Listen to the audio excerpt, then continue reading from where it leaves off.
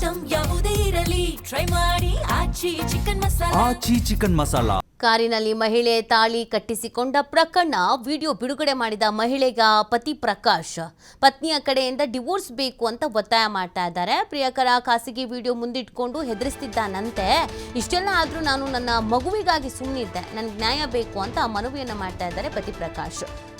ಏನೋ ವಿಡಿಯೋ ಇಟ್ಕೊಂಡು ಬ್ಲ್ಯಾಕ್ ಮೇಲ್ ಮಾಡ್ತಾ ಇದ್ದಾನೆ, ಅದಕ್ಕೇನೆ ಮದುವೆ ಆಗಿದ್ದಾಳೆ, ನಾನು ಮಗು ಇದೆ ಆ ರೀಸನ್ಗೋಸ್ಕರ ಸುಮ್ಮನೆ ಇದ್ದೆ, ಬಟ್ ನನಗೀಗ ನ್ಯಾಯ ಬೇಕು ಅಂತ ಕೇಳ್ಕೊಳ್ತಾ ಇದ್ದಾರೆ.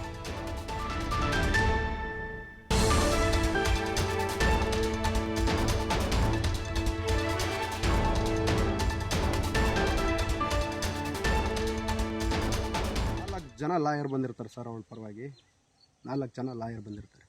ಅವಳು ಏನು ಹೇಳೋದು ಸರ್, ಮಾತಿದ್ದು ಬರೀ ಒಂದು ಡೈವರ್ಸ್ ಅಷ್ಟೇ. ಇವು ಅಂದರೆ ಇಷ್ಟ ಇಲ್ಲ, ಏನು ಗಂಡ ಹೊಡಿತಾನ ಇದು ಮಾಡ್ತಾನ ಏನು ಹೇಳಲ್ಲ, ಅಂತ ಹೇಳ್ತಾಳೆ.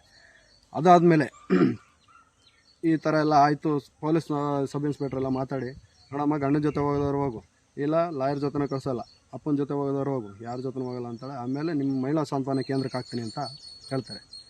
ಆಯಿತು ಅಂತ ಲಾಯರು, ಸರಿ ಅಮ್ಮ ಅಲ್ಲಿ ಬರ್ತೀನಿ ಬಿಡಿ ಮಾತಾಡ್ತೀನಿ ಅಂತ ಲಾಯರು ಹೇಳ್ಬಿಟ್ಟು ಹೋಗ್ತಾರೆ ಅವರು 4 ಜನ.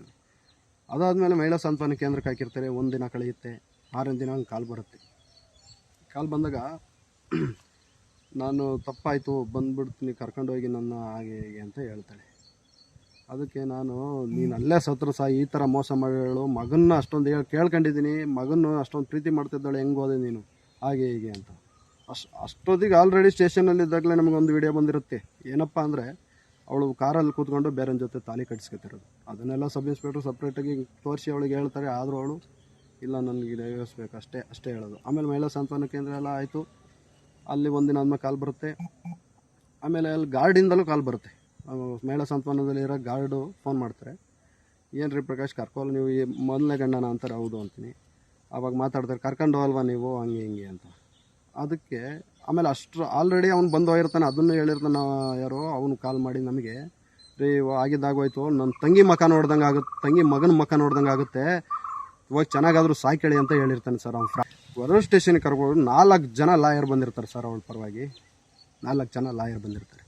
ಅವಳು ಏನು ಹೇಳೋದು ಸರ್ ಮಾತು ನೋಡಿ, ವಿಡಿಯೋ ಮುಖಾಂತರವಾಗಿ ಹೇಳ್ತಾ ಇರೋದು ಘಟನೆಗೆ ಏನೇನಾಯಿತು ಅಂತ. ಇದ್ರ ಮಧ್ಯದಲ್ಲಿ ಮಹಿಳೆ ತನ್ನ ಪತಿಯೊಂದಿಗೆ ಮಾತನಾಡಿರುವಂಥ ಒಂದು ಆಡಿಯೋ ಕೂಡ ವೈರಲ್ ಆಗಿದೆ. ಅಂದರೆ ಇವರು ಒಮ್ಮೊಮ್ಮೆ ಒಂದೊಂದು ಹೇಳಿದ್ದಾರೆ ಅನ್ನೋದು ಗೊತ್ತಾಗ್ತಾ ಇದೆ. ಕೆಲವೊಮ್ಮೆ ಬಲವಂತವಾಗಿ ನನಗೆ ಈ ರೀತಿಯಾಗಿ ತಾಳಿ ಕಟ್ಟಲಾಯಿತು ಅಂದರೆ ವಿಡಿಯೋ ಇಟ್ಕೊಂಡು ಬ್ಲ್ಯಾಕ್ ಮೇಲ್ ಮಾಡ್ತಾಯಿದ್ರು ಅಂತ. ಇದರಲ್ಲಿ ಬಲವಂತ ಅನ್ನೋ ಥರದ್ದು ಏನು ಕಾಣಿಸ್ತಾ ಇಲ್ಲ ವಿಡಿಯೋದಲ್ಲಿ. ಆರಾಮಾಗೆ ಕಾಲುಂಗ್ರ ಹಾಕೋದಕ್ಕೆ ಕಾಲು ಕೊಡ್ತಾ ಇದ್ದಾರೆ, ತಾಳಿ ಕಟ್ಟೋದಕ್ಕೆ ಕುತ್ತಿಗೆ ಬಗ್ಗಿಸ್ತಾ ಇದ್ದಾರೆ, ಅದಾದಮೇಲೆ ನಮಸ್ಕಾರ ಮಾಡ್ತಾ ಇದ್ದಾರೆ. ಸೊ ಇದೊಂದು ಕ್ಯಾಶುವಲ್ ಆಗಿ ಲವರ್ಸ್ ಇರೋ ರೀತಿಯಲ್ಲಿ ಇದೆ. ಬಟ್ ಇವ್ರಿಗೆ ಮದುವೆ ಆಗಿದೆ ಅನ್ನೋದು ಗೊತ್ತಾಗ್ತಿರೋದು ಈ ವಿಡಿಯೋ ಎಲ್ಲ ವೈರಲ್ ಆದಮೇಲೆ. ಇದು ನಾರ್ಮಲ್ ಆಗಿ ಈ ವಿಡಿಯೋ ವೈರಲ್ ಆಗಿದ್ದರೆ ಯಾರೋ ಪಾಪ ಪ್ರೀತಿ ಮಾಡ್ತಾ ಇದ್ರೇನೋ ಹುಡುಗ ಹುಡುಗಿ, ಮನೇಲಿ ಒಪ್ಪಿಲ್ಲ, ಅದಕ್ಕೆ ಕಾರಲ್ಲೇ ಮದುವೆ ಆಗಿದ್ದಾರೆ, ಹಿಂಗಾಗಬಹುದು ಅಂತ ಅಂದ್ಕೊಳ್ಳೋರು. ಆದರೆ ಈ ವಿಚಾರ ಗೊತ್ತಾಯ್ತು ನೋಡಿ, ಅವ್ರ ಗಂಡ ಪ್ರಕಾಶ್ ವಿಡಿಯೋ ಎಲ್ಲ ಮಾಡಿದ್ಮೇಲೆ ಈಕೆಗೆ ಮೊದಲೇ ಮದುವೆ ಆಗಿದೆ, ಮಗು ಇದೆ ಅನ್ನೋದೆಲ್ಲ ಗೊತ್ತಾಗಿರೋದು. ಸದ್ಯ ಇದು ಪೊಲೀಸ್ ಠಾಣೆ ಮೆಟ್ಟಿಲೇರಿದೆ. ಇವಾಗ ಇವ್ರು ಏನು ಹೇಳ್ತಾ ಇದ್ದಾರೆ ಅಂತಂದರೆ, ಇಲ್ಲಿವರೆಗೂ ನಾನು ಸಹಿಸ್ಕೊಂಡಿದ್ದು ಮಗುಗೋಸ್ಕರ, ಬಟ್ ಇಷ್ಟೆಲ್ಲ ಆದಮೇಲೆ ಬೇಡ, ಡಿವೋರ್ಸ್ ಬೇಕು ಅಂತ ಹೇಳ್ತಾ ಇದ್ದಾರೆ.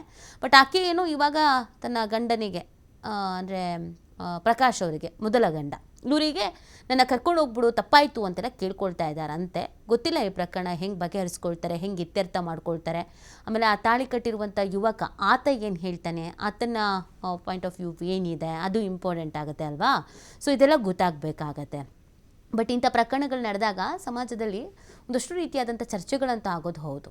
ಇದು ಬೇಕಾಗಿತ್ತಾ, ಮೊದಲೇ ಮದುವೆ ಆಗಿದೆ, ಮಗು ಇದೆ, ಇನ್ನೊಬ್ಬನ ಸವಾಸಾಗಿ ಯಾಕೆ, ತಾಳಿ ಕಾಲುಂಗ್ರ ಅಂದರೆ ಹುಡುಗಾಟನ, ಇನ್ನೊಂದು ಮದುವೆ ಆಗುವ ಅವಶ್ಯಕತೆ ಇತ್ತಾ ಅಂತ. ಎಗೇನ್ ನಿಮಗೆ ಹೆಣ್ಣುಮಕ್ಕಳು ಪರವಾಗಿ ವಾದ ಮಾಡೋರು, ನಾವು ಹೆಣ್ಣು ಮಕ್ಕಳು ಅಂತ ಅನ್ನೋರು, ಅಥವಾ ನಮಗೆ ಸಮಾನತೆ ಬೇಕು ಅಂತ ಅನ್ನೋರು, ಈ ಹೆಣ್ಣು ಮಕ್ಕಳ ಪರವಾಗಿರೋರು ಏನು ಹೇಳ್ತಾರೆ, ಯಾಕೆ ಗಂಡಸರು 2 ಮದುವೆ ಆಗಲ್ವಾ, ಹೆಣ್ಮಕ್ಳು ಆಗಬಾರ್ದಾ, ಎಷ್ಟು ಜನ ಗಂಡಸರು ಇವತ್ತಿಗೂ 2 ಹೆಂಡ್ತಿದಿರು ಮಕ್ಕಳನ್ನ ಇಟ್ಕೊಂಡಿಲ್ಲ, ಯಾಕೆ ಹೆಣ್ಮಕ್ಳು ಮಾತ್ರ ಆಗಬಾರ್ದು, ಅದು ರೂಲ್ಸಾ, ಗಂಡು ಮಕ್ಕಳು ಮಾತ್ರ 2 ಮದುವೆ ಆಗ್ಬೋದು ಅಂತ ಈ ಥರದ್ದು ವಾದಗಳು ಇರುತ್ತೆ. ಅವರವ್ರಿಗೆ ತಕ್ಕಂಗೆ ಅವ್ರವ್ರ ವಾದಗಳು.